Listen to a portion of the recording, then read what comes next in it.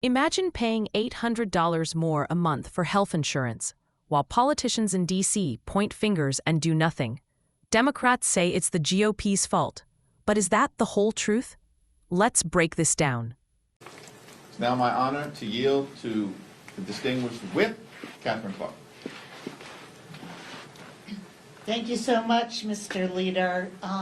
Here we are again, another no-show week for Republicans, another week closer to the ACA open enrollment period, another week closer to a catastrophic GOP-made healthcare cliff.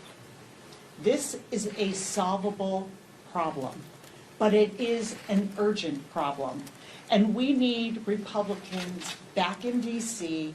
at the table and negotiating, and that needs to happen now.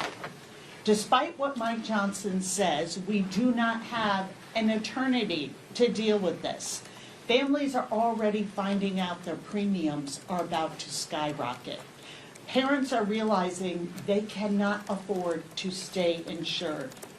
Let's take Shauna Verstegen. She's a mom of two in Wisconsin who says she is sick to her stomach because her monthly premiums are about to rise by $800 a month. That's $9,600 a year. And for what? So Republicans can cut taxes for the billionaire class at the expense of everyone else. And I mean everyone. This is not about party or ideology or geography. Let's ask Alan Reynolds, a proud Florida Republican. His wife has been notified that her premiums are going up $700 a month. Alan said, "I voted for Trump. I did not expect this." We are hearing stories like this every single day. Yesterday, Mike Johnson said he didn't have a strategy. Come on, Mike, don't sell yourself short. You do have a strategy. It's the same strategy the Republicans have always had. Repeal the Affordable Care Act, take from working families, raise their costs, defund their health care, and give that money, all that money, to the very, very wealthiest Americans. It is a losing strategy. It is an unpopular strategy. So, Mr. Speaker, for the sake of your own constituents and mine, why don't you try a new strategy? Come back to work, take a seat at the table, and let's stop this healthcare crisis you created before it's too late. And that's $9,600 a year. And for what? So Republicans can cut taxes for the billionaire class at the expense of everyone else. And I mean everyone. This is not about party or ideology or geography. Let's ask Alan Reynolds, a proud Florida Republican. His wife has... Welcome back to Jace Manhwa. If you love hearing the truth the mainstream media won't touch, make sure you hit that like button, subscribe, and turn on the bell so you don't miss a single video.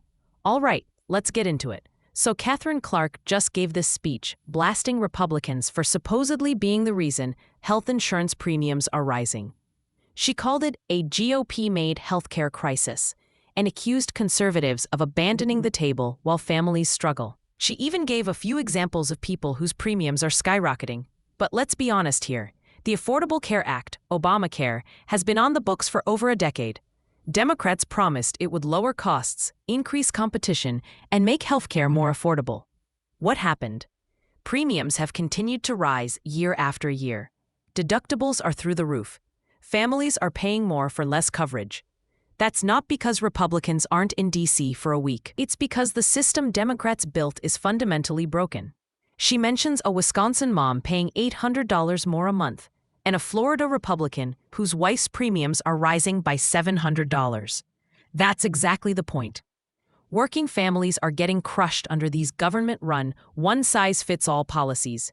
It's not tax cuts for the wealthy that are making insurance unaffordable.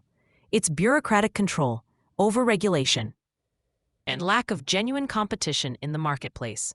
And let's not forget, Democrats have had plenty of chances to fix these issues. They controlled the White House and Congress. What did they do? They doubled down on the same failed policies, threw more money at the problem, and blamed conservatives when reality hit.